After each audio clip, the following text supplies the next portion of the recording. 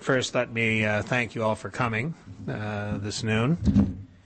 We have been doing a series of these events looking at some different aspects of Russia and Eurasia in the onset of a new administration and at a time when the global financial picture has brought a lot of uncertainty in many, many different ways to the region which we've been where we've been looking at it. And today I am really very pleased to have Bob Legvold with us to talk about the Russian relationship with the neighborhood. It seems to me this is a topic which is always central to the way in which American policy evolves in that part of the world, and particularly it's important in our bilateral relations.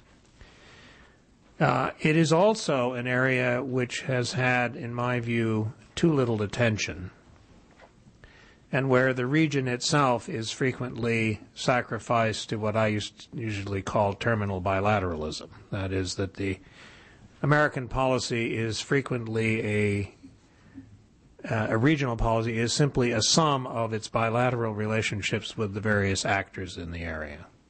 And I think we've paid a fairly significant price for that. And Bob is perhaps one of our most thoughtful and certainly a preeminent scholar who has a long tradition of looking at this set of issues. He is presently the Marshall Shulman Professor Emeritus at Columbia and has been directing a project for the American Academy of Arts and Sciences on U.S.-Russia relations in the present era and looking forward.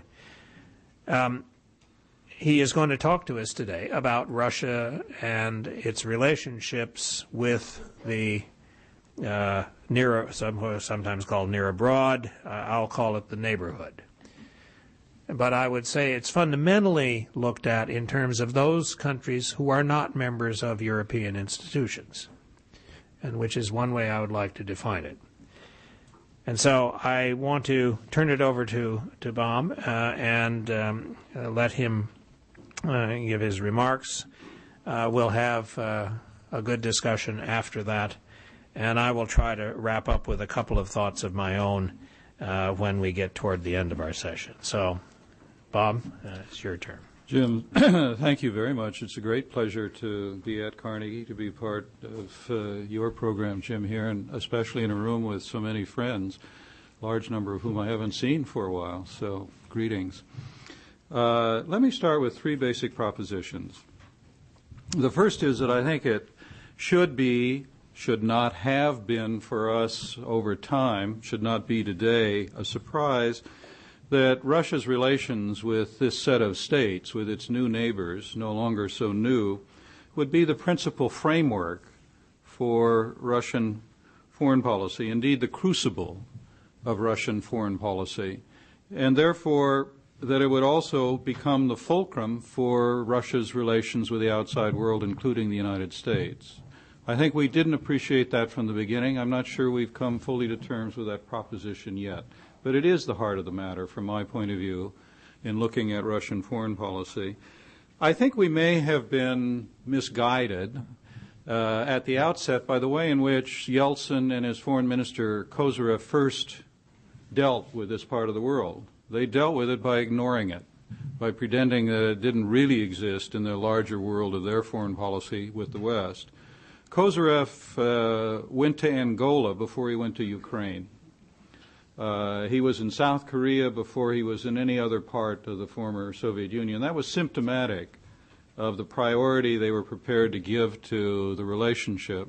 It was also during that period of time that trouble began to emerge, post-'89 events in Georgia, then 91, 92, the separatist territories, the violence around them, and the chaos in Russian foreign policy in confronting that during that period of time. And throughout all of it, I think we lost sight of what would begin to emerge much more clearly in 93 and 94 and 95.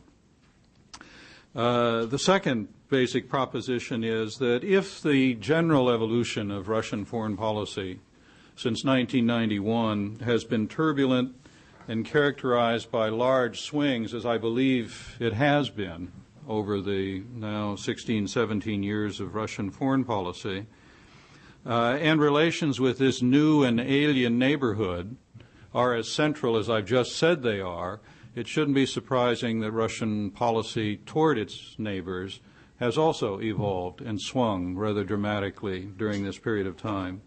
If I were to do a rough, almost caricature of the swings, because I don't want to spend time refining this, it would be from that initial period of what I would call neglect for the near abroad or the post-Soviet region to an emerging but clouded and often incoherent engagement in the 93, 94, 95, 96 period to more serious and intent engagement with something of a strategic vision by the time Primakov is foreign minister, to the Putin period, which I would characterize as preoccupation in foreign policy. There are gradations, changes within each of, as I've said, almost a caricature of phasing, and the phasing, the evolution is important, but I won't take time on that. And then the third proposition, and it follows from what Jim said at the beginning and something he's believed in deeply over the years. Any U.S. policy toward Russia that attempts to skirt the very difficult question of Russia and its neighbors, that tries to decouple the issue from the other matters that are key in the relationship, including the bilateral issues such as strategic arms control or energy security or counterterrorism, will come up short. And I think it will be regularly blindsided by what happens in this other realm. Therefore, it needs to be a central and integral part of U.S. policy toward Russia. If in the past, during the Cold War, the essential issue for the United States with the Soviet Union was direct and it was global, it has been from the beginning indirect, but in an essential way organized around how Russia behaves within its own neighborhood. That's not secondary in its effect on U.S.-Russian relations or U.S. relations with the West generally. If that's true, if I'm right that it needs to be an integral part of U.S. policy toward Russia and it needs to be confronted and needs to be dealt with the Russians, then it also requires a deep and a comprehensive assessment. I don't pretend to offer that to you this afternoon, but it is something that I think all of us, the professionals in this room, need to wrestle with. Russia's interaction within this part of the world, within the post-Soviet space, has many dimensions. I think we often simplify how ramified the Russian relationship is, the complexity of Russia's interaction within the post-Soviet space. They all overlap. They create one large, complex, intermingled tangle. And that intermingled tangle is now much influenced, in my view, by the global economic crisis and its impact within this part of the world. I would divide this complex tangle into a rather prosaic and not terribly original three categories or three spheres. The first is what I would call the security sphere that involves a number of things, beginning with the regional conflicts, including the so-called frozen conflicts, the issue of terrorism, of course, and then the role of, in the security realm for Moscow, the role of domestic transformation or not and the way it takes place within these other societies. It's the category where you end up putting color revolutions or the role of NGOs or things of this sort. But also the question of strategic frontier, not de jure frontier, but strategic frontier. Where is Russia's strategic frontier going to be with respect to the post-Soviet space? It's clear that Moscow for a long time has not wanted that strategic frontier to be the de jure borders of Russia. But how do you define it and formulate it with respect to other portions of the post-Soviet space, as simple a proposition as the way in which you create and deploy an air defense system within the post-Soviet space, or the way in which you think in more profound conceptual terms of where your strategic frontier is. And finally, of course, within the security dimension, the question of the role of outsiders, because I think while that is a factor for Russia as they think about outsiders, including the United States, that operates in other domains, other dimensions, I think it's probably the most acute or the most important within the security realm. The second is, of course, economics, and that's energy and then trade and investment. And I put an asterisk by investment for reasons that I'll come to in a moment. And then third, what I would call political, but political really refers to the process of integration, disintegration. And you've had a simultaneous process of integration and disintegration within the post-Soviet space from the very beginning. It's been almost kaleidoscopic because you've had very powerful forces of disintegration at the same time that there have been attempts, many of them essentially failed, to produce alternative forms of integration within the post-Soviet space. And that process of coping with disintegration and attempting to move toward integration, as I say, has evolved in kaleidoscopic fashion. Come back to that as well. So what then ties this together? What are the fundamental impulses behind Russian foreign policy in dealing with these three spheres within the post-Soviet space? Is it to counter the intrusion of other powers into the sphere, particularly the United States? I think many in this room would believe that's a primary impulse for what Russia does in dealing with these areas.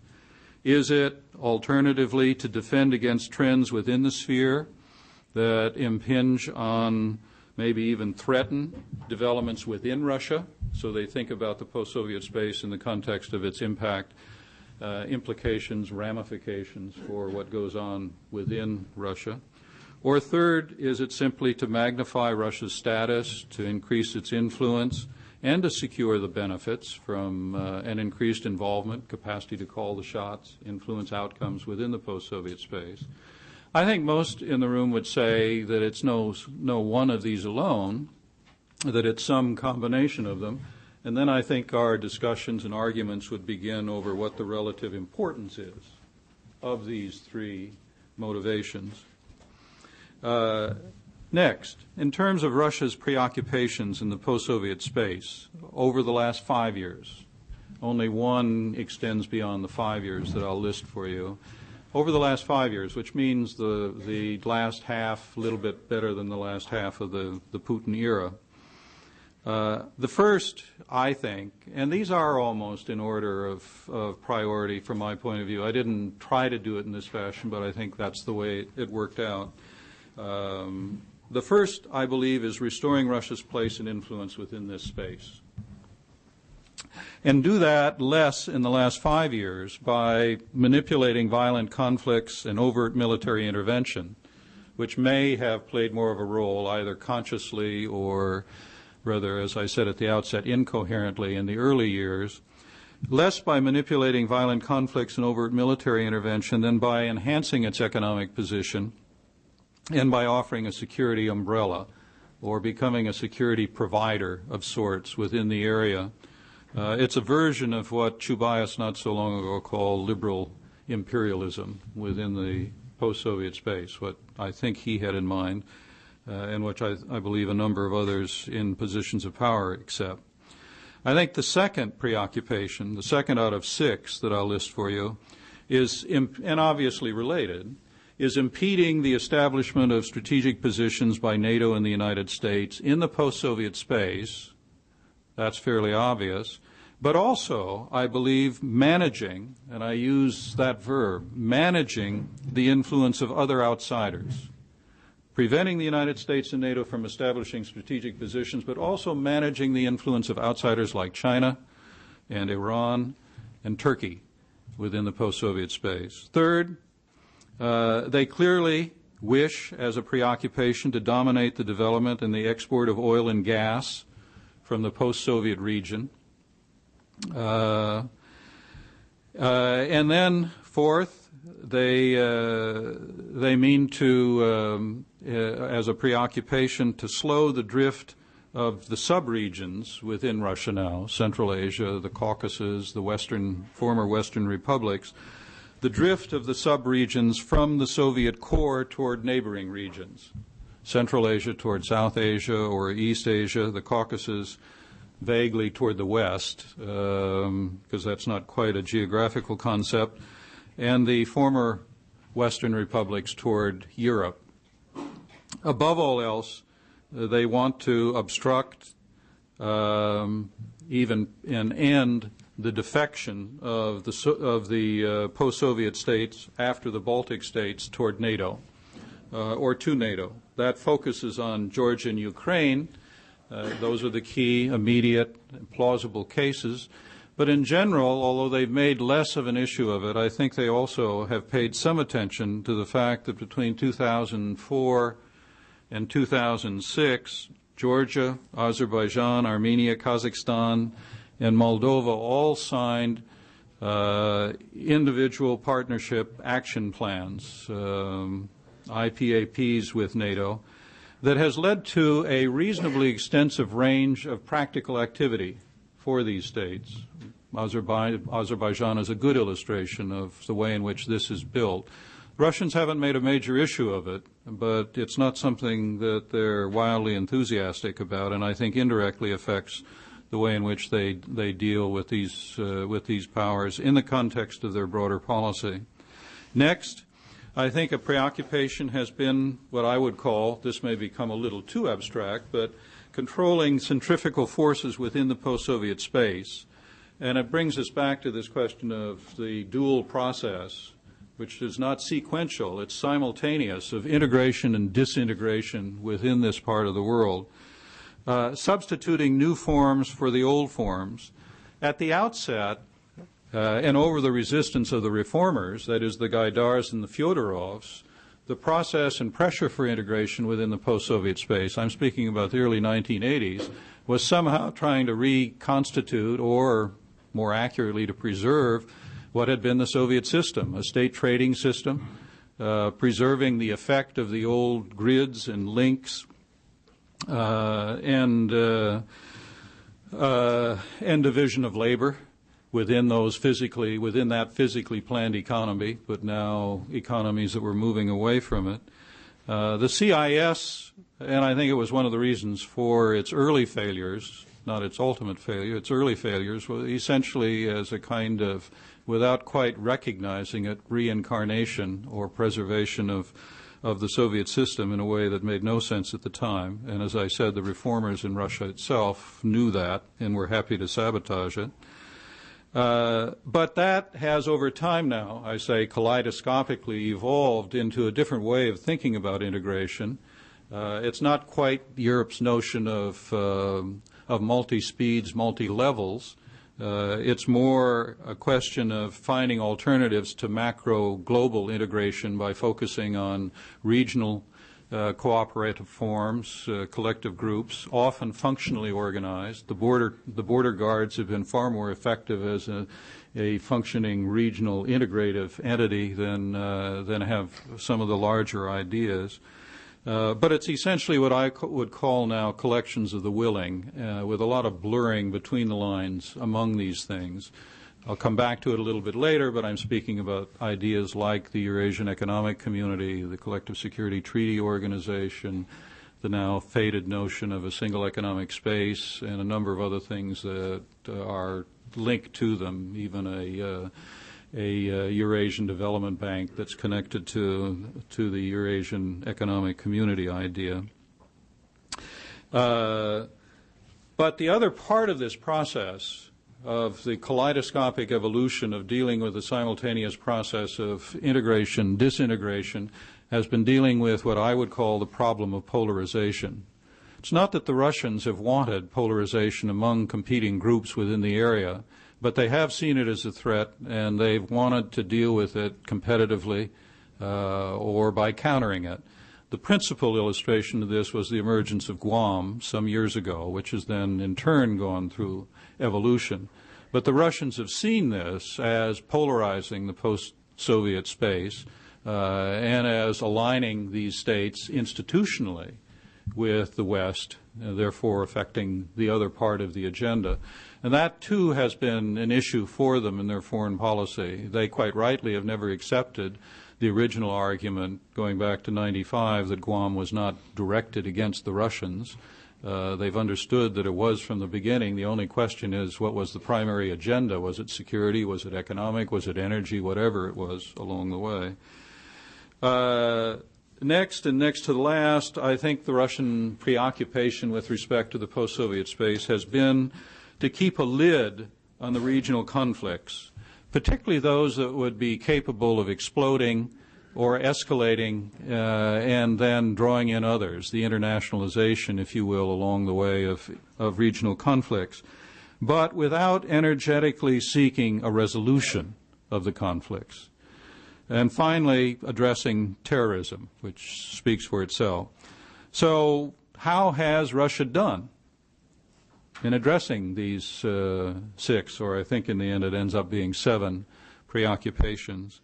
And simultaneously, since I don't want to take more than the time Jim asked me, about 20, 25 minutes, how is this being currently affected by how they're doing? How is that currently being affected by the financial crisis?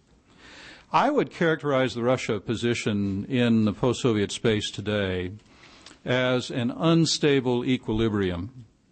I think they have advanced over what, in an important study that this organization sponsored in the early years, a publication that was done by Martha Alcott, by Anders Osland, and by Sherman Garnett, which was called Getting It Wrong. It was a detailed study of how Russia was screwing up the process of dealing with the post-Soviet space. And I think that analysis was quite right, and why things went so wrong, and therefore why Russia's influence appeared to be going downhill very rapidly within the area, both in terms of countries and subregions pulling away from the Soviet core, as I referred to it, from the diminution of Russian influence and access, if you will, at all levels, both security, economic, and political, and, of course, the trouble that integration was having in that context. I think they have recovered. They're much beyond that at this point.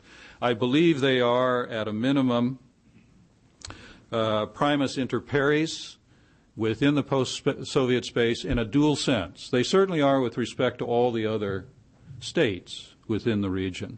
I think they also are with respect to all outside powers within the post-Soviet space, the U.S., Western Europe, Iran, Turkey, China, India, Pakistan. But I think this, I call it an unstable equilibrium because I think it's in constant motion. And I think there is a continual threat to what is a partial but uncertain Russian renewed domination within the area.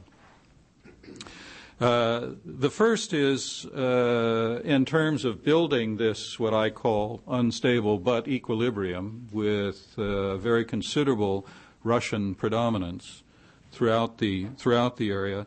An important part of that has been what I put an asterisk by earlier. That is the question of investment.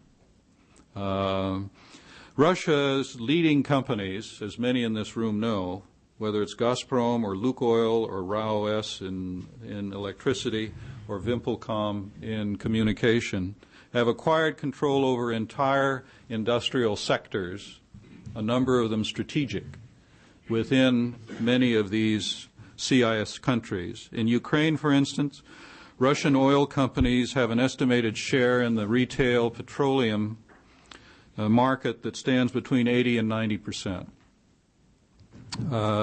4 out of 5 leading mobile cell phone operators in Ukraine are majority owned by Russian entities. In telecommunications generally, not only Vimpelcom, but it's the principal agency in this instance, regularly controls between 50 and 75% of the largest mobile providers in Ukraine, in Moldova, in Belarus, in Kazakhstan, and now in Uzbekistan. In electric power generation and supply, not just wholesale, but to end users, again, there is a vast growth in the influence of RAOS within these societies. Often it's done through their offshore companies, so it doesn't show up in the formal investment statistics that are recorded in this area.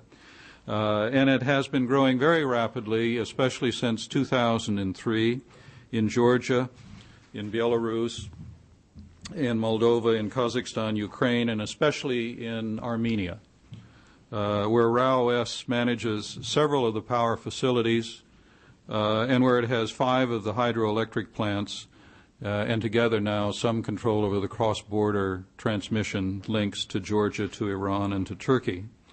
There are also metals, and there are railroads. And that's not to mention oil and gas, both upstream and downstream, which is the very core of the issue. You know the celebrated cases because you read the headlines when there's conflict over pricing with Ukraine or Belarus. But take the case of Kyrgyzstan. Gazprom today controls 90% of the petroleum product market in Kyrgyzstan. In October 2008, Gazprom bought 75% of Kyrgyz gas.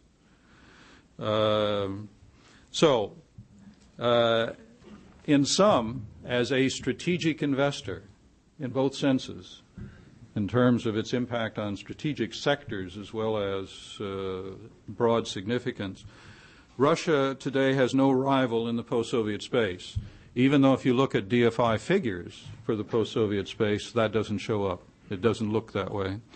In Central Asia, however, China, I believe, is a new and vigorous entrant, not just in terms of trade, but in terms of investment. And they're doing it in the same areas. That is, they're doing it in hydropower, they're doing it in energy, they're doing it in mining, and they're doing it in railroads.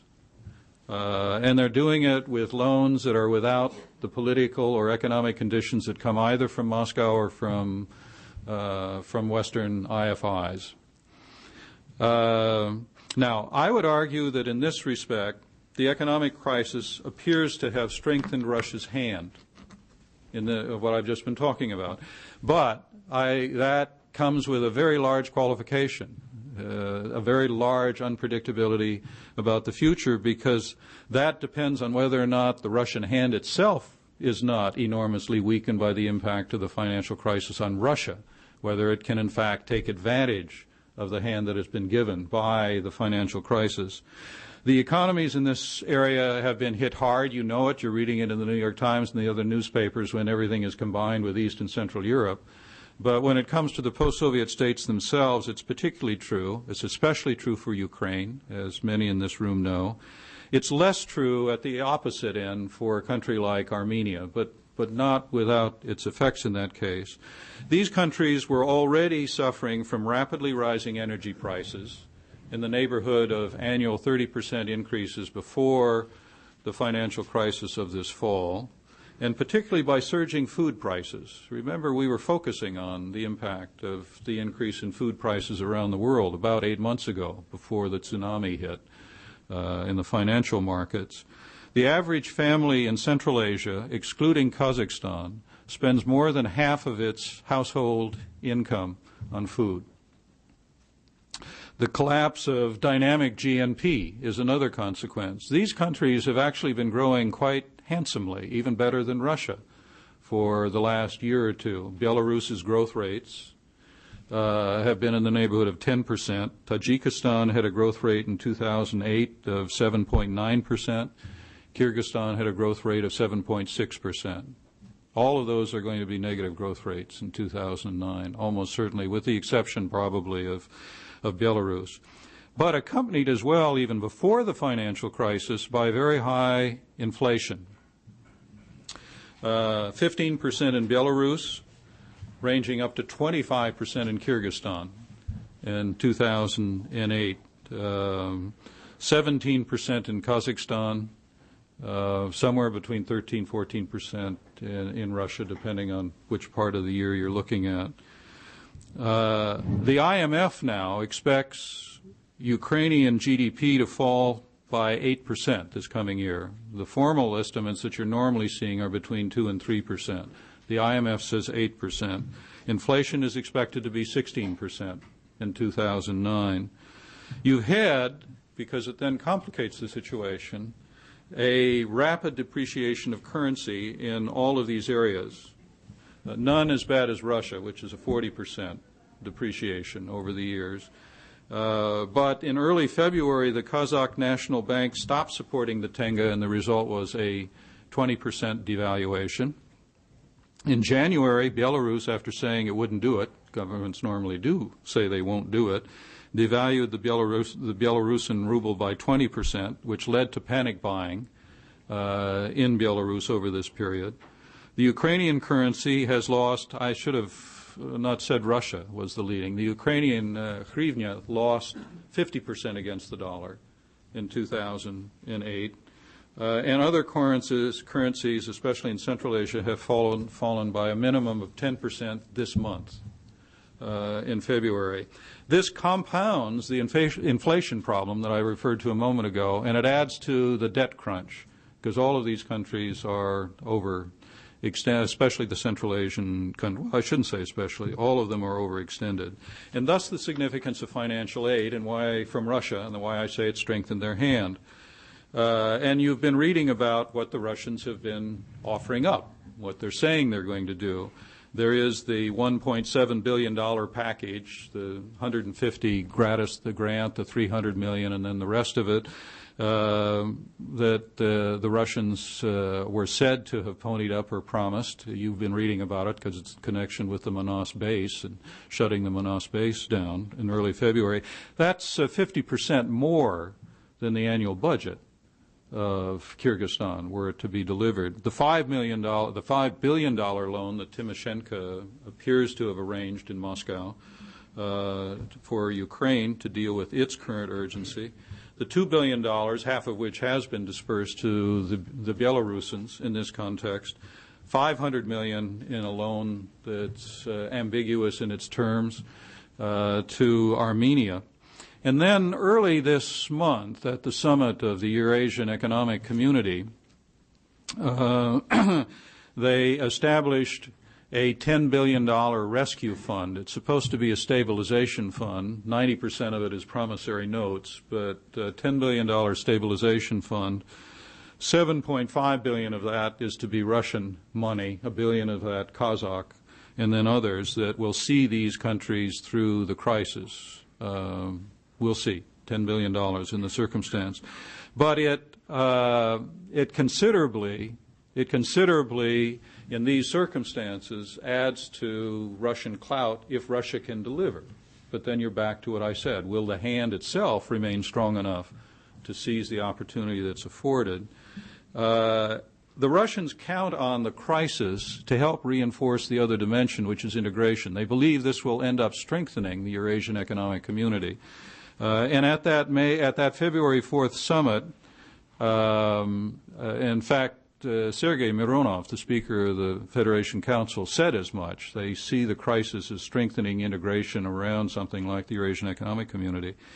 At that meeting, Nazarbayev and Medvedev announced that the customs union they've been talking about within this context that's built on Russia, Belarus, and Kazakhstan would be completed by 2009 and formally introduced in 2010. But then you run into the problems in my adjective, unstable, equilibrium, because while the Tajiks and the Kyrgyz are said to be invited to join the customs union, are expected to do so, they haven't yet passed the national legislation, and not so long ago Uzbekistan withdrew from the Eurasian Economic Community, and Uzbekistan withdrew because they said EEC wasn't doing anything, or Eurevraz wasn't doing anything, and B, they didn't like a custom union that had been worked out by the three and without consultations. Similarly, Russia has reinforced its let me finish in the next 5 minutes because I'm going over, has strengthened itself by exploiting, as I said, security issues or providing the security umbrella. It's done it directly for some time with Armenia, with Belarus, with Armenia going back to the Mutual Assistance Pact in 1997, and before that with fairly substantial military assistance in the context of Armenia's national defense issues, still more elaborately with Belarus in ways that integrated into the Russian program, both air defense, the strategic radar for the strategic nuclear program, and then with the Central Asians. They have now, most recently, and I won't go into the detail of it, at the same time as the effort to create the rescue fund within the Eurasian Economic Community, within the CSTO, the Collective Security Treaty Organization, just announced the formation of a collective rapid deployment force that's supposed to be a combination of different forces, not just regular military, but emergency forces and counterterrorism forces, and deal with a wide range of issues, from the threat of terrorism to literally Article 5 guarantees, Article 5 guarantees in case of attack across a border, to dealing with emergencies, even with drug enforcement or counter-drug activity. Russia, to give you some sense of what they think will be the scale of it, Russia is to contribute a division and a brigade, probably the 98 Guards Airborne Division, which participated in the Georgian War. And the others are expected to contribute mobile and air mobile units to it. They're talking about joint combat training. They're talking about a single command for it. It's Russian-based. It'll be Russian-located. And as Medvedev has says, it's not to be inferior to NATO in its capabilities. But they've actually talked about this kind of thing, including rapid deployment forces, for now more than 3 years, and it's all remained on paper. Where this will go, I think, is uncertain. I come back to my adjective unstable, because the Uzbeks, who are a part of this, did so only with a special protocol that says that any military decision will be made on a case-by-case basis with Uzbekistan, and Uzbekistan will not be a part of the other stuff, the emergency, the anti-drug, even the counterterrorism maybe. And instead what it's allowing is a lot of free riding, which has been the case with a lot of these things in the past, plus economic bargaining. The Tajiks see something like the rapid deployment force and what the Russians are interested in getting in Tajikistan as a basis for demanding a higher price for facilities, just as Manas is all about money and not about anything else that you see figuring in the newspapers. The Americans understand, the Kyrgyz and the Russians understand it's all about money. Energy, I'll skip over, even though it's central. I think Russia is in the catbird seat, but it needs to be realistic about its position. It has worked very hard, and it's paid a substantial price for it. But it's not as though it goes utterly unchallenged, and there are a whole series of things along that line. When they announced the pre-Kaspiyski gas pipeline for the eastern side of the Caspian Sea to double gas transport from the south forward, in May or March, I think it was, of 2007, there was a lot of gloating in Moscow about how they had now at last finally undermined the Trans-Caspian pipeline. And within days, Beri Mukhomedov was saying how interested he was saying with European diplomats how interested he remained in the Trans-Caspian pipeline. And the pre-Kaspiyski pipeline has really gone no place. It was supposed to be underway in 2008. There's no sign that it'll be underway in 2009. The most striking instance was when a year ago the three, Kazakhstan, Uzbekistan, and Turkmenistan, got together and for the first time decided on a common price close to world prices, and the Russians bought it. They bought it so they could continue to control the flow of Turkmen gas to Europe, but notice now they're paying for it. That's what I meant when I said they're paying a high price to retain their dominance over supply and access in this context. November of last year, Baku was very proud to host a summit of 15 countries, including the European Commission, without Russian participation, whose purpose was, these are the quotes around the purpose of the meeting, to support a further policy of diversification of oil and gas supplies from the Caspian region to European markets. So finally, this would be my summary judgment. I have some thoughts about implications for U.S. policy, but I'll just finish with the summary of the underlying reality. The underlying reality, from my point of view, is this is my phrase, but it's an idea embraced all along by Nazarbayev, and that is that geography is destiny. Kazakhstan is where it is. It is not in the Western Hemisphere, and therefore that has to influence its policy. It is reinforced by energy and market dependency, and we shouldn't underestimate market dependency on the Russian market for a number of these countries, from Moldova to some of the Central Asians in some ways, and then in turn by security and by political legitimacy, because the Russians are the ones that continually, as the Russians would say, look through their fingers and justify what the authoritarians do in these post-Soviet spaces and allow the United States and the Europeans and the Council of Europe to be beaten up when they raise issues around democracy and domestic trends within these societies. It serves them well. It's serving them very well with Bakiyev in Kyrgyzstan today. And it certainly has been crucial with Lukashenko and people like that over time. But for both historic reasons and because of Russia's contemporary behavior, I think most of these countries, now including Lukashenko in Belarus, are wary of Russia, and for historic reasons wary of China as well, the two major outside powers, and therefore very eager to have a European, in the case of the Central Asians, also a Japanese presence and cooperation, which they would like to be unobtrusive but real, present as a counterbalance. And all of you in the room who've dealt with them know that this comes out very clearly in conversations, and you can see it in the policy as well. Even the hard case of Belarus, and the interesting thing in the case of Belarus is that the EU now has decided they want to re-engage Belarus. So October 13th, the EU took a decision to lift the travel ban on the 35 who couldn't travel, including Lukashenko. They also reduced the 12 conditions for moving forward to 5, which I won't list now because I've gone on too long. And that, reinforced by the haggling over gas. The Belarusians need to get a better deal than Tymoshenko got on the gas. In order to get that, I think the Russians are going to put an awful lot of pressure on Lukashenko to at last come across and recognize South Ossetia and Abkhazia. The Belarus case on South Ossetia and Abkhazia, I think, is very telling. In late August, the Belarusians were making it quite plain they were about to extend recognition after the Russians did it. In fact, at the end of August, Lukashenko more or less intimated that it was going to be done at the next meeting of the Belarusian parliament, which was going to occur in the first week of September. Never happened.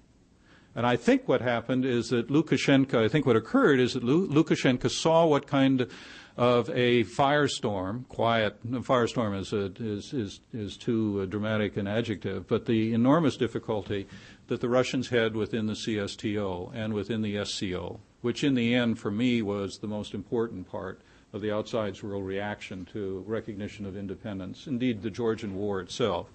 And that combined, as I've said, with the haggling, which has been going on now for 3 years now, over gas, I think, has led Lukashenko to somehow want to give himself a little wiggle room. In the end, he doesn't want to capitulate and will not capitulate to the EU, but there's movement in that area, and you can see it in a number of in a number of other respects. The last point about the reality of the post-Soviet space is what has been a problem all along the line.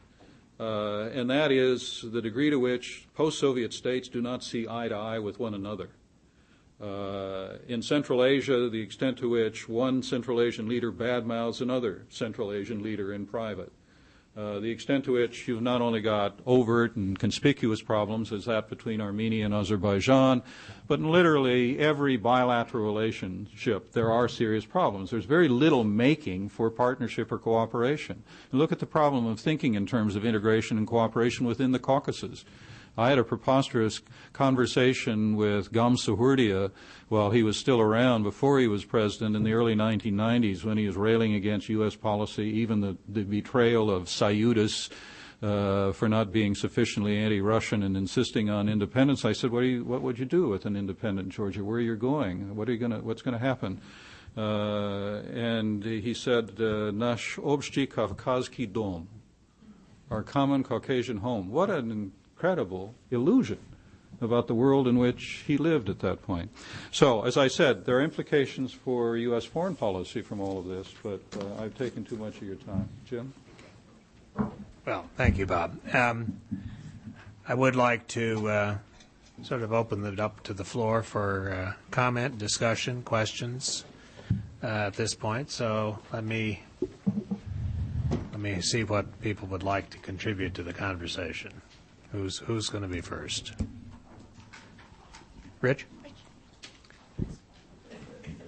Could you identify yourself? Sure. Rich Harold with BP. Thanks for so much food for thought. Accepting your argument that the financial crisis makes Russia relatively stronger than the neighborhood. Provided it doesn't undermine Russia itself. Well, that's what I want to get to. If we look ahead to the next year, projections right now that I think there's a broad consensus on suggest that Russia, if the crisis and oil prices stay low for beyond the next year, Russia will largely exhaust its currency reserves. And there is sort of growing discussion among Russia analysts that the economic situation may well foment leadership crisis, or at least doubt about the continued ability of the duarchy to lead. Obviously, this is hypothetical, but it's pretty realistic to assume these things from this point of view for the next year to year and a half. In that situation, how would you adjust your sort of projection on Russia's ability to remain a strong leader in the region, and what behavior would you expect from countries in the near abroad? Well, Rick, first of all, the the premise or the basis of your point obviously influences all of Russian foreign policy. So the way Russia behaves within its own neighborhood would simply be a function of that in the broadest sense. If it produces the effects that you're describing, that is, that it undermines or destroys or saps, dissipates Russia's resources, then a lot of the things that they now are planning, whether it's the collective rapid deployment force, or whether it is the stabilization fund, the rescue fund, they're simply not going to be able to deliver on. And therefore, the extent to which Russia gets leverage because the Central Europeans see them as a not a life raft, but a inner tube that's being thrown to them, I think will disappear. Then it depends on what the outside world can do. Because if the outside world can provide options that allow these countries to face their economic crisis, it's not clear the outside world can or will in the circumstances. You're seeing it in the way in which the IMF is dealing with Ukraine today. Then I think this unstable equilibrium in terms of Russia's quasi-dominance versus anybody else from the outside within the region will grow increasingly unstable and will be weakened in these circumstances. What kind of an alternative strategy Russia would resort to in these circumstances when, for shorthand purposes, liberal imperialism is no longer available to them, I'm not sure. I think at that point Russian foreign policy is going to have to rethink its general thrust, not merely what it's doing within the neighborhood. Even though I come back to what I said at the beginning, I believe that what Russia does in the neighborhood is the very core of Russian foreign policy. I think it's central to the U.S.-Russia relationship, as I've said. So I don't know. We'll have to see. I mean, that is the question of the day. Everybody that deals with Russia, whether it's in the business community or whether it's in the analytical community or within the administration or elsewhere, that's the question everybody's asking. How bad is it going to be, and what will its effect be? I think at a minimum what most of us would agree is that suddenly Russia is more unpredictable as it has been at times, but more unpredictable than it's been before. And unpredictable in the sense that there are rather starkly contrasting alternative scenarios, if you will. I think the range of scenarios was narrower 18 months ago than it is now. My own sense is that the leadership, I don't want to go on at length because this is a conference in itself, certainly a separate session. I think the leadership continues to believe that the crisis is manageable, nervous as they are, jittery as they are, and they're behaving accordingly.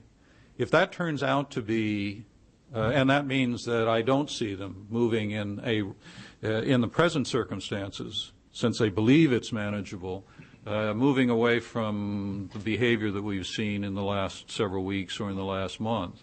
But if they turn out to be wrong, and it's unmanageable, and it escalates to or mutates into very substantial political instability, then I think bets are off. Marvin? No, I'm sorry. Marvin? Marvin Kalb with the Shorenstein Center at Harvard. I want to take you back. First of all, Bob, that was an excellent presentation, and thank you very much for it. Take you back to last August with Georgia. At that time, Barack Obama was a candidate, and it wasn't quite clear what his response was. It started soft, then got firm, as McCain's was firm from the very beginning. There has been, in the last couple of weeks, we are told, an exchange between the new administration and Moscow. I have no idea how the Georgia piece fits into this, but it is so unstable, to pick up your word, that something could happen perhaps this year. What is your sense of where that would then fit in to a Russia-American relationship, a confrontation? What happens? What's your sense? Well, were it to escalate, were it to repeat itself, there's no question that it would be enormously disruptive, and whatever hopes the Obama administration has, which is considerable, that by setting a new tone, which is what they're doing now, it will then lead to progress in substantive areas once people can begin deciding what that agenda is, how to focus it and how to proceed. I think whether it would be thrown completely off track, it certainly would be dealt a very serious blow in the circumstances. On the scenario itself, there are Russians. The position is not surprising, but there are Russians like Pavel Folgengoyer who believes that inevitably there is going to be a new war because the Russians haven't finished the job. And they won't finish the job until they control Georgia. Well, that's Folgengoyer. I'm not sure I'm persuaded that that's the way in which the Russians are seeing the Georgian situation right now. I think at the moment, the issue is reasonably quiet. In fact, at least from my point of view, at the moment, the Georgians and the Russians are actually talking to one another. Whether they can make progress is not clear. Some of that will depend on the way politics works out within Georgia itself. And as those of you who follow the Georgian events know, that Burjanadze has been joined by people like Irakli Alesanya, their UN ambassador, in the opposition, who are raising questions about how Georgia got itself into the fix that it's in. Alesanya is interesting because he has credibility with the Abkhaz. And Shamba, the foreign minister for Abkhazia, has already said that were this element within Georgia to ascend, unlikely that it will, they're calling for early elections, but whether that would happen, that they would be willing to talk with the Georgians. They say the precondition is that you accept no talk of confederation, let alone reintegration, but that you accept an independent Abkhazia, but we can at least talk along the way. I think the West is, in effect, the U.S. and the Europeans, particularly Europeans, since the EU and Sarkozy took a major role in the August events, are for the moment hoping for time. And they're begging key issues by still discussing the original six-point plan and the August 12th amendment, because the real issue now is the deployment of Russian military power in the three bases in Abkhazia, and one hopes that it won't occur, that the Russians move forward with the incorporation of South Ossetia into the Russian Federation. Both of those, I mean, if the Russians really beef up, start dredging the naval base, or really begin deploying in the major air base, which is a very suitable military base for them, let alone begin moving politically on South Ossetia, I think that'll be very, very difficult for the administration to deal with. But I'm not convinced that's where it'll go. I think one of the key things now is passage of time, if we can get a little time to see what will settle down. Because my own notion is that if you can create a more positive context, I don't mean to be Pollyannish about it, but if you can create a more positive context in Russia's relationship with the broader world, including the United States, without arguing that there's an absolute direct link, I think it makes it a little easier to push for Russian restraint on an issue like Georgia. Yes. Flint Leverett from the New America Foundation. I wanted to ask you to pick up on your discussion of energy issues toward the end of your presentation, please. I mean, you mentioned that Russia is, and I would agree with you, in a relatively dominant position in terms of being able to direct energy flows out of Central Asia. But you also noted the Prikopsky pipeline hasn't moved on the schedule that was originally anticipated. The Russians are having to pay more for gas from Central Asia.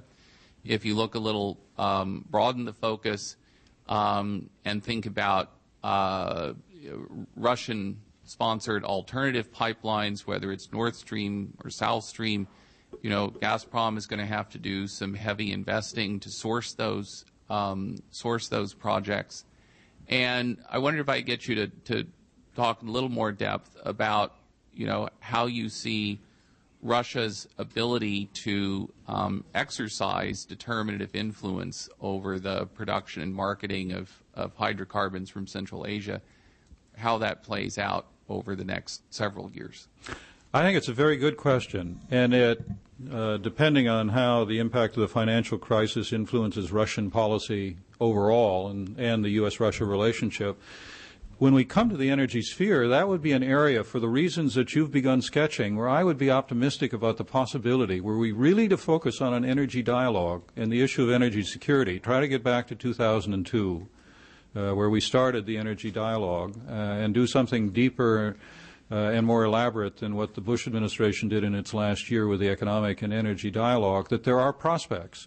Because I think while the Russians, as I said, are in the catbird seat, it's not secure.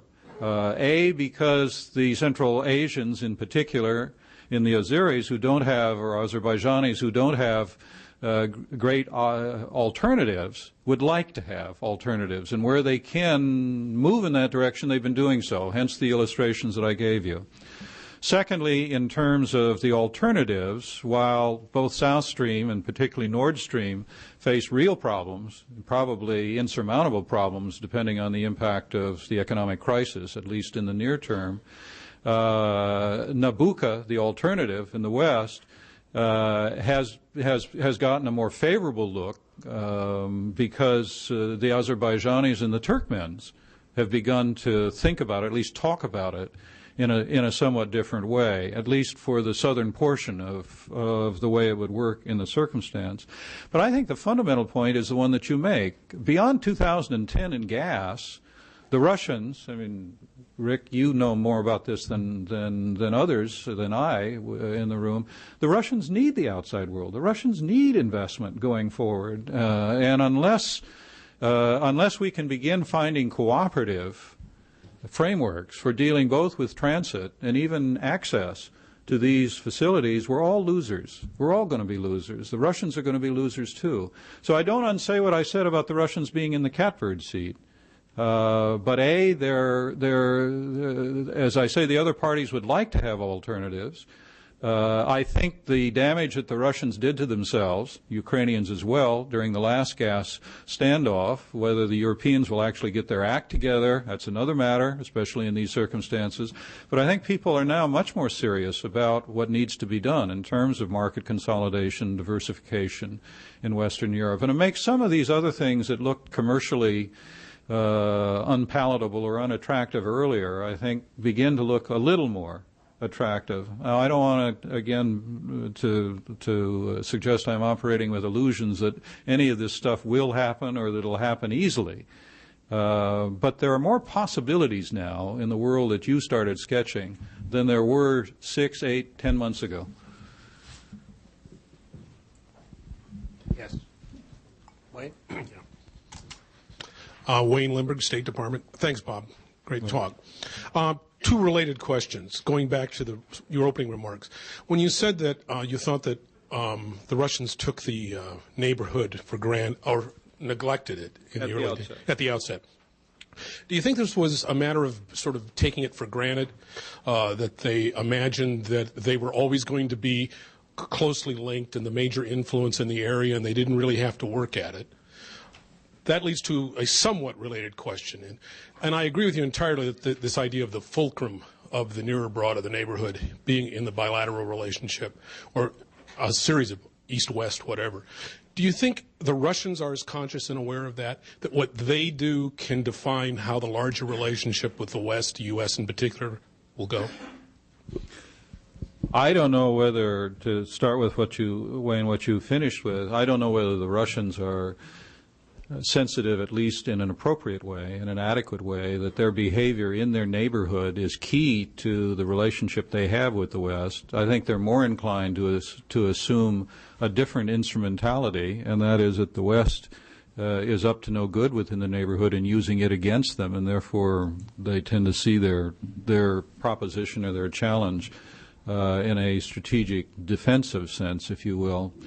It certainly means that they have not looked upon a more positive, constructive approach to their neighbors as a way of improving their relationship with the West. That would be the practical effect of this from my point of view.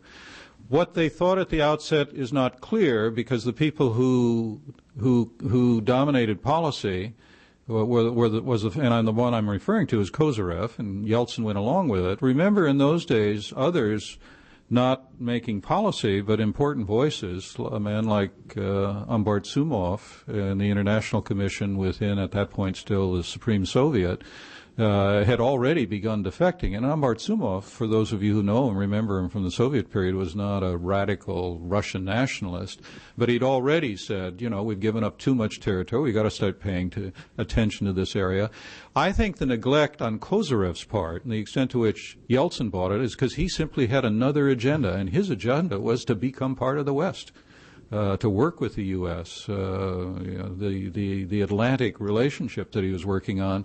And I think he thought that the relations with this part of the world would take care of themselves. That was reinforced by the reformers. The person who wanted to destroy the ruble zone at that point, or the ruble, was Boris Fyodor. He was the guy who had no time for maintaining the currency. They wanted to modernize the economic relations with this part of the world, with that territory. So I think it was less the notion that everything would fall in place and their old influence would remain, as much as not thinking about that as they concentrated on their pro-Western agenda. Wayne? Thank you. Wayne Murray, the American Foreign Policy Council. The Lord knows my memory, unsubstantiated by documentation, is a bad guide. But I recall that for a while there, the CIS countries were not within the foreign ministry's remit. That for a while, Kozyrev didn't have them. That the idea that was a separate structure, sort of like before the Foreign and Commonwealth offices merged in London. It didn't work. But that part of the reason that Kozyrev didn't do this is because technically when he moved into Smolenskaya Bolshoi, that was not part of his turf. And I don't remember exactly when that changed, but I think initially that was part of the issue. What I'd like to ask is to sort of follow up on Jim's comment at the beginning about our relations being sort of the sum of our bilateral ties. and the way in which the United States sort of carves up this part of the world for policy purposes. I mean, initially we treated, other than the Baltic states, we treated the 12 successor states as an entity. Then that started to change. The Pentagon was first when it changed the Unified Command Plan, divvying up, and the State Department has done that, and other departments have done it. But if you look around the U.S. government, there clearly is no unity of concept as to what these countries represent and where their gravitational spheres of influence are, whether it's Central Asia, the Caucasus, or the Western Slavic countries. But increasingly, it seems to me that the unity of the former Soviet space, for better or worse, is probably a logic which, as geography is destiny might indicate, means that having changed our bureaucratic structures, we may now again be behind reality, and that the reality may increasingly look like that which we started out with, and that American policy in terms of its regionalism, let alone its bilateralism, is out of touch with the reality we're likely to face, say, during the period of the Obama presidency. And I'd welcome comments from either of you on that. Well, you've been listening to me perhaps too long, Jim. I mean, you're the ones, the two of you have been watching it from the inside bureaucratically. I have a thought about it, but Jim? Well, I mean, just to be transparent, I fought the breakup of this bureaucratically for several years, in my time successfully.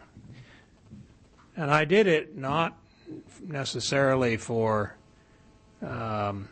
any kind of imperial idea, but simply because I didn't understand what we would gain by having the territory broken up, and particularly how it would benefit Central Asia, which was always the object of people's concern, to be in some sense subordinate to our preoccupations or policies in Afghanistan or Iran or whatever.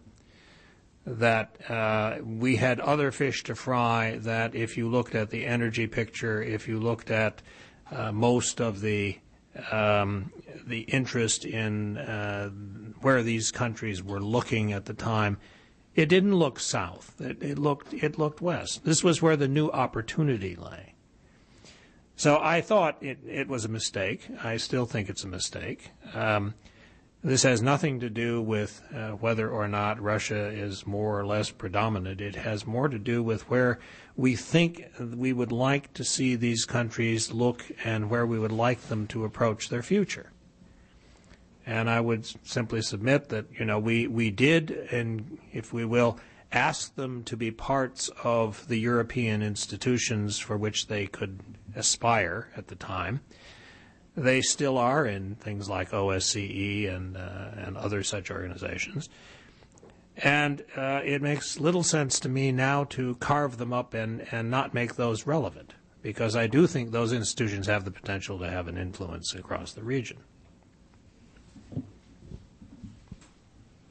Yes. John Daly, UPI. Thank you. John Daly, UPI. I was wondering if you would care to comment on something which has puzzled me for years, which is the wishful thinking aspect of Western governments when it comes into developing Caspian energy. In particular, the Bush administration's mantra of happiness is multiple pipelines, providing they exclude Russia and Iran. Now we have Nabucco being bandied about. We, as you mentioned, the Turkmen and Uzbeks and Kazakhs recently, last year, talked to Gazprom and pulled out the card of higher prices. No one in Washington seems to notice that the Caspian seabed division has yet to occur, with Iran saying 20%, Russia saying proportional coastline. I fail to see who's going to invest in undersea pipeline when you don't have direct title to the territory, number one. Number two is with the Georgia war, 2 days before, you had an explosion on the BTC line in Turkey, which the PKK initially claimed. And now on the discussions on Nabucco, the Turks are saying, we will be able to take a percentage off, and they're arguing for high percentage or high transit prices. And yet, Nabucco, since the Ukrainian-Russian dust-up, seems to have acquired almost a reality of its own, which I just find bizarre. The Turkmen, Berdimuhamedov, has just been in Tehran and agreed to double the amount of gas they provide to the Iranians. He also has his agreements with the Chinese. So if you can explain to me, why is Nabucco suddenly got legs when you don't own property, when you got transit nations arguing about this, when you have no suppliers?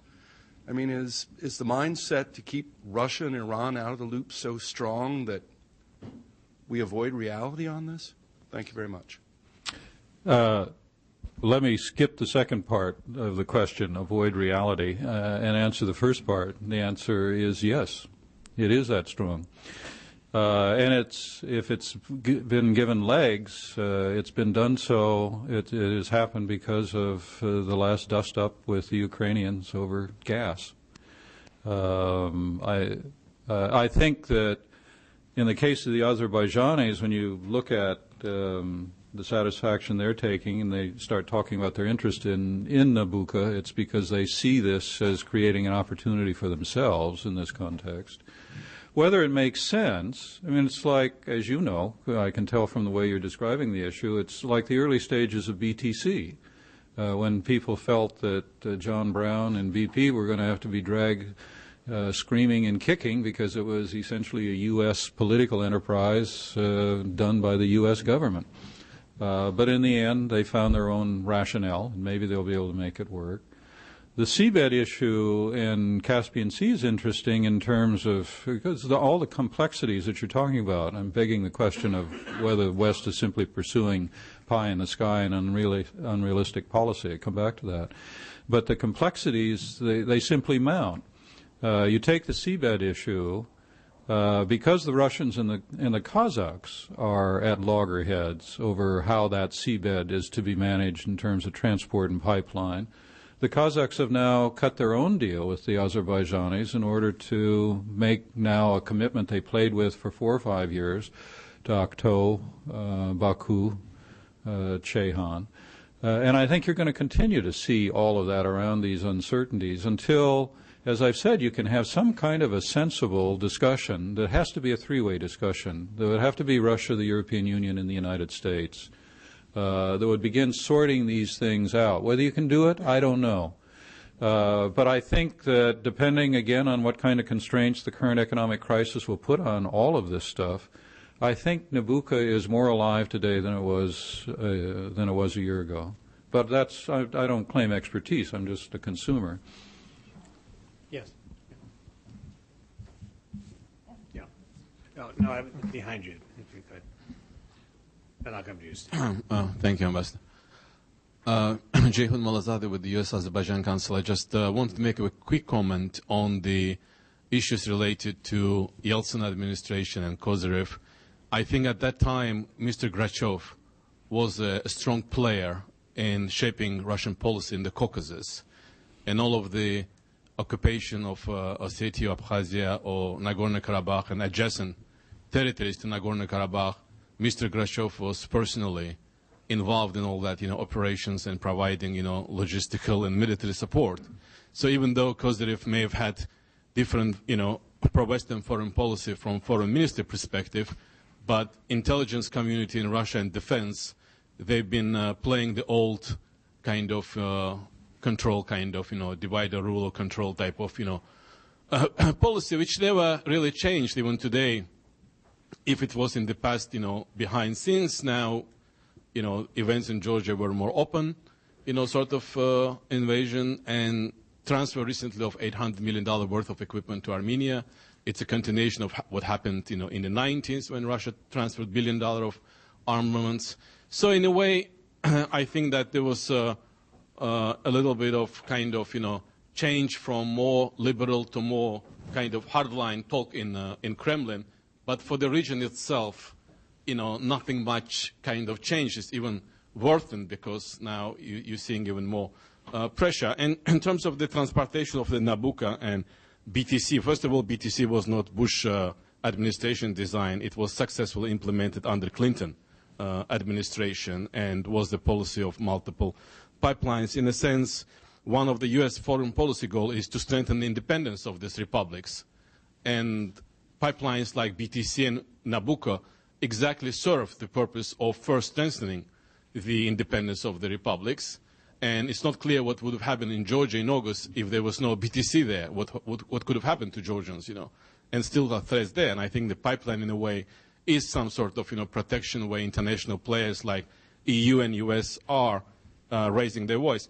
My question is related to the role of Russia in this regional conflicts, and the mediation from Moldova, where there's no progress, and Georgia, forget about, what happened there, whether it's revenge to Kosovo or what it's more, has different reasons, why they decided to give a diplomatic recognition, which was stupid, I think, to me, to Abkhazia and Ossetia. And on Nagorno-Karabakh, I mean, U.S. and for many, many years, along with the Europeans, are still playing this sort of, diplomacy, but reality is that simply Russians don't want any settlement, either it's Nagorno-Karabakh or Moldova. I mean, how long will this theater will continue, Yeah.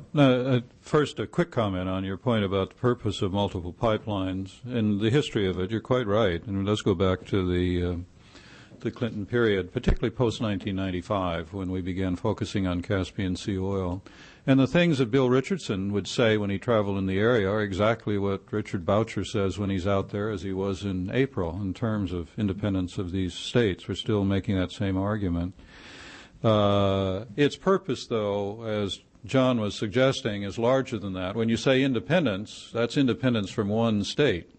And its further purpose is denial to Iran. But I think the concern is less about independence from Iran than it's independence from Russia in the circumstances. So there are multiple reasons for making the argument. The discussion, however, is whether it makes sense to approach the issue, not that they shouldn't have independence, but whether approaching the pipeline issue in this way is useful. On the regional conflict issues, the separatist territories, the frozen conflicts, I think there are a couple of things. First of all, it looks to me as though the Russians, without paying a lot of attention to it, I don't think they're investing very much in it, but I think there is some slight movement on the Transnistria issue now, so long as there is movement between the two contending parties. And Tiraspol and Chisinau. And there's some signs that there is a little movement there. And conceivably, I haven't looked at it closely lately, I think I will because it's important, we may get a better version than we got in the Dmitry Kozak effort on Transnistria a couple of years ago that the Americans in particular undid. So we'll see whether the Russians, because there were some signs that the Russians saw the chance to make a little progress, provided the parties could be moved along as a kind of compensation or gesture after what they'd done in Georgia. I don't think that was central, and I'm not sure that it was even accurate. In the case of Karabakh, again, I think it depends on whether Aliyev and Sarkisyan can actually make some progress on the issue. Now, I don't think, so far as I can tell, anyone around the Minsk group, either in Washington, I doubt that the Obama administration's even begun thinking about it at this stage, or in Moscow, are investing in that. So I think that remains. And the other ones, Abkhazia, South Ossetia, that's a different universe. We've just crossed another threshold. Is it a kind of eternal Russian position to have neither war nor peace, to keep these pots sort of boiling but try to keep them safe, keep the lid on them but let them boil? I don't know. They certainly have not turned themselves into genuine, honest brokers if they would like it different. And Jessica? Steve? Jeff Goldstein from Freedom House. Professor Legvold, in your opening presentation, you laid out three things that people had posited as drivers of Russian foreign policy in the region, and one of them is preventing what they see as negative phenomena from spilling over the border, and assumably that the reaction to the colored revolution. And yet in your preoccupations, that didn't figure anywhere. So do I take that to mean that from your point of view of the three rationales you posited at the beginning, that's one you don't see as very important in Russian policy? No, I skipped over a lot because I'd gone on too long on certain parts. So no, I don't regard that as negligible. I think I probably would rank it third, but it's long-standing. I put it in terms of the color revolution. I put it in terms of change within these societies, especially if the Russians believe it's authored or significantly promoted by the outside world, NGOs, or in their phrase, agencies. But they've thought about the impact of developments in the post-Soviet space on Russian security for a long time. If you go back and look at military doctrine as it developed, including the stuff early in 1993, and they were beginning to talk about security challenges, they were discussing, and the military itself really resisted the discussion of the assigning the military the task of dealing with ethnic conflict within Russia. But the issue of coping with regional conflicts in the area that spilled over and that could affect Russia has been there for more than 15 years. So in terms of, and that's only sensible, any country that lives in a region, we worry about stability within our region. Surely the Russians do, and they know that at various points with differing degrees of intensity that their immediate neighborhood has potential risks. Now, sometimes they contribute to it, and one of the great fears this last 8 or 9 months, which I think is now easing, is the way in which potential tension, even violence, in the context of Ukraine and Crimea could affect an awful lot of stuff, including Russia-Ukrainian relations. But were it to do so, the Russians would be party to it in the circumstances. In other cases where the Russians don't see themselves as necessarily party, but potentially victim, including violence in other regions, Fergana Valley in Central Asia, for example, which I think they do worry about the way in which that will reverberate back in Russia, in particularly the North Caucasus, but also in other areas. I think that's real. So I don't mean to reduce it only to whatever level of paranoia or whatever level of cynicism there was around the notion that the color revolutions could have an echo back in Russia. I've always thought that, what was it, Kissinger, probably somebody else even more originally said even paranoids can have enemies, that it wasn't outrageous for the Russians, given their own sense of insecurity about their capacity to implement the kind of authoritarian, the kind of semi-authoritarianism they have in Russia, the insecurity that underlies that was utterly impervious to similar events. I thought they were wrong. I thought they didn't face that threat. But I think they wove a picture together from Serbia through Georgia to Ukraine that produced some outsized fears. Jessica? Last question, I think. Okay, Jessica Matthews. Bob, you may have done this in the first 5 minutes that I missed. So if so, please tell me to and I will find out the answer. But when you, in beautiful analytic fashion, broke down Russia's interests in the region and policy goals, I find it hard to add them back up again. And I wonder what they add up to for you, because there's one way to sort of look down this list. You could come out with a summary of a very aggressive Russian posture that, from this list, could even justify further military action, or you could sort of interpret it differently, and I was interested in how you add them back up. What's the academic bumper sticker here? Jessica, I don't know that I could add them up, but the more important answer is I don't know that I should, because I doubt that the Russians do. I can't imagine that in any circle, whether it's the National Security Council or the Presidential Administration or the planning staff of the Foreign Ministry, that anybody has sat down and said, what are our priorities in the post-Soviet space? and what are the principal concerns that we should have. I think a lot of it is impulse. I think you see it in the person of Putin himself, the way in which he reacts to various things that happen. But in the end, if I were then to try to tease out my own notion of what actually is at work, whether it's conscious and organized and conceptualized or not, I believe that it is primarily this concern as a kind of minimum, large, negative objective to make sure that other major powers cannot establish strategic positions within the region. And as a secondary supplementary position, since they're not worried about the Chinese doing that at the moment, let alone the Iranians or the Turks doing it for the moment, it is a matter of managing their influence. It's been clear in the case of the Chinese that the Russians are nervous about the Chinese economic agenda and potential clout within Central Asia. That's not the same thing as establishing a strategic position. But the way the Russians have behaved in speaking with the Chinese and then publicly about Shanghai Cooperation Organization meetings when it comes to development assistance and the rest of it, the Chinese in the SCO emphasize economics. The Russians in the SCO emphasize security. Now, on your more fundamental proposition of, well, if you try to add this list of 6 or 7 preoccupations up, does it lead to a foreign policy agenda that suggests they should be looking for ways to cooperate, or should they be looking for ways to assert their power, even if by military means?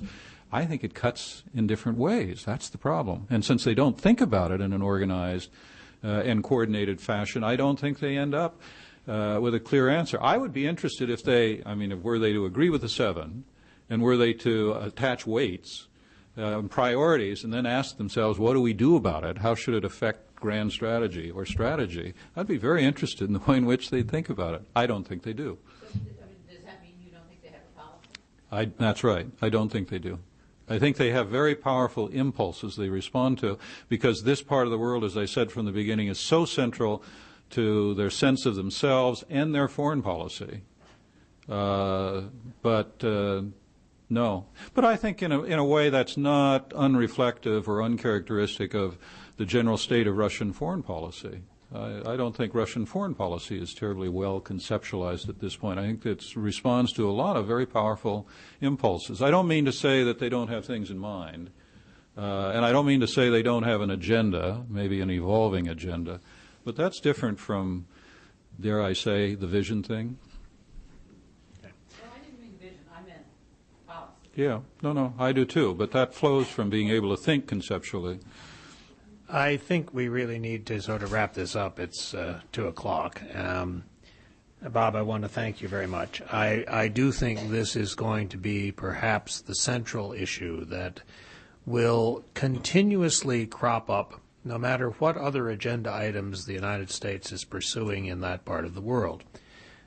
It has a nasty way of presenting surprises. It has a nasty way of presenting emotional moments. And I guess my one hope is that we will give more attention to thinking through what kind of a constructive or positive set of relationships we would like to see in that part of the world, as opposed to simply being reactive or knowing what we don't want. I don't think we've had these discussions with any of the states in the region, including the Russians. And it's perhaps time, given the fluidity brought on by the global financial picture, the various uncertainties that are out there in terms of the kinds of 7 points you've mentioned, for everyone really to be thinking about what is it we would like to see in that region, and what are the constructive ways in which it could develop as opposed to the usual destructive ways. And here I think it's important in that sense that we try to think regionally and conceptually in a rather different way from what we have done for most of the last 20 years, which is to think about this essentially in bilateral terms. And so with that, I will close the meeting, and thank you, Bob, very much for doing it. Thank you.